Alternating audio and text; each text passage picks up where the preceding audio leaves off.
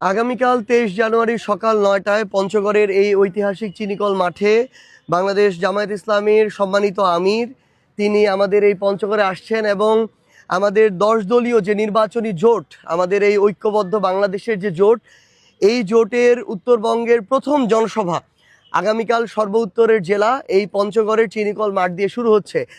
আমরা মনে করছি যে পুরো পঞ্চগড় জেলার লক্ষ লক্ষ মানুষের একটি জনসমাগম আগামীকালকে এখানে হতে যাচ্ছে, যেখানে ইনশাআল্লাহ তিল ধারণেরও কোনো ঠাঁই থাকবে না।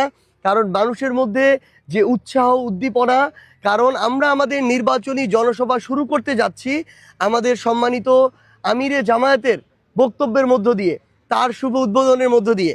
আজকে 22 তারিখ আমাদের নির্বাচনী জনসভা শুরু হওয়ার কথা ছিল, কিন্তু আমরা আজকে এটা রাখিনি।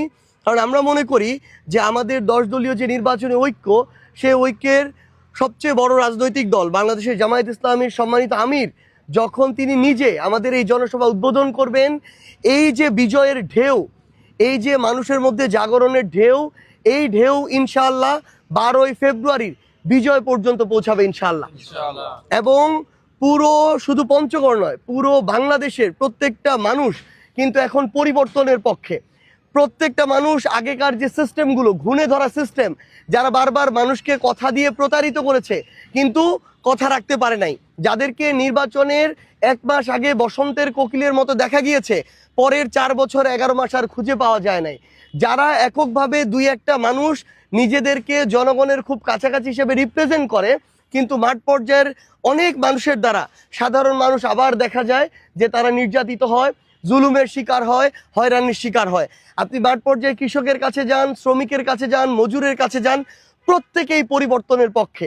প্রত্যেকের বিবেকের মধ্যে অভ্যুত্থান বিপ্লবের যে বার্তাটা সেটা পৌঁছে গিয়েছে। মানুষ এবার আর দল মার্কা দেখে, পরিবার দেখে, কে কোন পরিবারে জন্ম নিয়েছে এসব দেখে আর ভোট দিবে না। মানুষ এটা যাচাই করবে কাকে তারা সব সময় কাছে পাবে, কাকে কাছে পেয়েছে, কে তার উপকার না করতে পারলো অন্তত ক্ষতিটা করে নাই। মানুষ তাদেরকে বয়কট করবে যারা এখনো ধমক দিচ্ছে, যারা বলছে ভোট না দিলে নির্বাচনের পরে দেখে নিবে, যারা তাদের জায়গা থেকে ক্ষমতার অপব্যবহার করে মানুষকে মিথ্যা মামলা দিচ্ছে, মামলা দিয়ে হয়রানি করছে, মামলা থেকে নাম কাটানোর জন্য টাকা খাচ্ছে।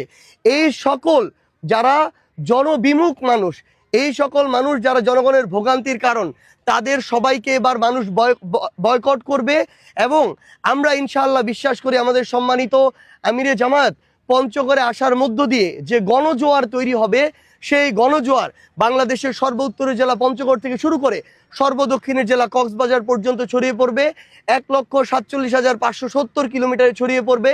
এবং ইনশাআল্লাহ এই 10 দলীয় ঐক্য জোট ঐক্যবদ্ধ বাংলাদেশকে নিয়ে, বাংলাদেশের মানুষকে সাথে নিয়ে আগামীর বাংলাদেশে সরকার গঠন করবে ইনশাআল্লাহ।